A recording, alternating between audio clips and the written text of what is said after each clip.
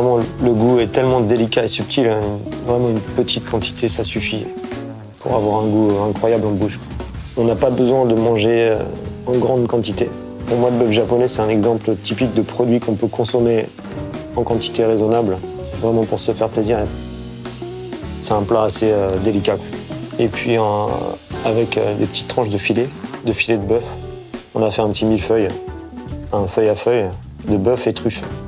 En fait, on a taillé du bœuf cru qu'on a monté avec des truffes sur 4 niveaux. Après, on a grillé juste le dessous du bœuf. Après, on les a taillés en petits cubes qu'on a montés en raviolis. Et après, ces raviolis, on les a pochés dans le consommé de bœuf. Bœuf et truffes avec des petits bouquets de légumes crus qui vont apporter beaucoup de texture et de fraîcheur dans le plat. Et on relève le tout avec un poivre sauvage de Madagascar. Et on verse le consommé chaud sur un jus de betterave. Et le consommé prend la couleur rouge naturellement. C'est un petit clin d'œil au bortsch russe. Pour le consommé, on a fait un consommé de bœuf avec du jarret, de la macreuse, du gîte.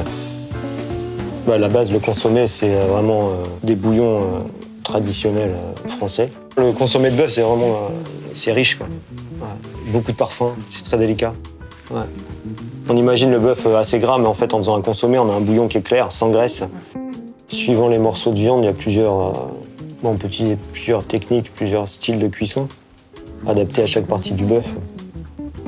Même sur un filet, par exemple, soit on peut le poêler tout simplement, ou tailler en fines tranches, juste pochées. Les joues de bœuf, on les fait braiser. Les jarrets, on utilise pour le consommer. On fait un tartare de bœuf. Une certaine partie de la cuisse, c'est très très bon. Il y a vraiment une variété incroyable de façon d'utiliser le bœuf. Personnellement, j'aime bien utiliser beaucoup de légumes avec le bœuf. J'essaie de lui apporter beaucoup de certains contrastes avec des légumes crus, grillés, marinés. Et c'est important d'avoir cette viande fondante et juteuse. Et à côté, on a tous ces petits légumes qui sont croquants aussi, croquants ou fondants. Et vraiment d'avoir ce contraste entre la viande et les légumes, c'est intéressant. On est toujours à la recherche de très bons produits à utiliser. Donc vraiment, le bœuf, ça fait partie de ces produits phares qu'on utilise dans les restaurants. Bien sûr, s'il y a une influence, l'élevage a une influence sur la qualité de la viande. Pourquoi la viande elle est tendre et moelleuse? Parce que les animaux, ils sont pas stressés. Déjà, c'est important pour le respect de l'animal, qu'il soit élevé dans de bonnes conditions. Et après, ça, pour la qualité de la viande.